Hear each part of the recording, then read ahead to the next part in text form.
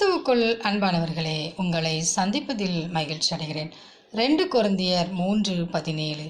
கர்த்தரே ஆவியானவர், கர்த்தருடைய ஆவி எங்கேயோ அங்கே விடுதலை உண்டு. ஆம் பிரியமானவர்களே, நம் தேவனாகிய கர்த்தர் எங்கேயோ அங்கே விடுதலை உண்டு. நம் தேவனாகிய கர்த்தர் வாசம் பண்ணுவதற்கு ஏற்ற விதமாய் நம்மிடத்திலே காணப்படுகிற பாவங்கள், குற்றங்கள், குறைகள், பொறாமைகள், பெருமைகள் அனைத்தையும் விட்டு அவருடைய ஆவியானவருக்கு நாம் இடம் கொடுக்கும் போதும் அந்த ஆவியானவர் வந்து நம்மை சரியான வழியில் நடத்துவார். அவர் வந்தாலே நமக்கு விடுதலை தான். எனவே நாம் நம்முடைய வாழ்வில் விட வேண்டிய காரியங்களை விட்டுவிட்டு தேவனுடைய கரத்தை பிடித்துக் கொள்வோம். அப்பொழுது தேவனுடைய வழிநடத்துதலை ஒவ்வொரு நாளும் காண முடியும். அந்த தேவனின் அன்பு கரங்களை நாம் பற்றி கொண்டு அவரோடு கூட வாழ்வோம். ஆமேன்.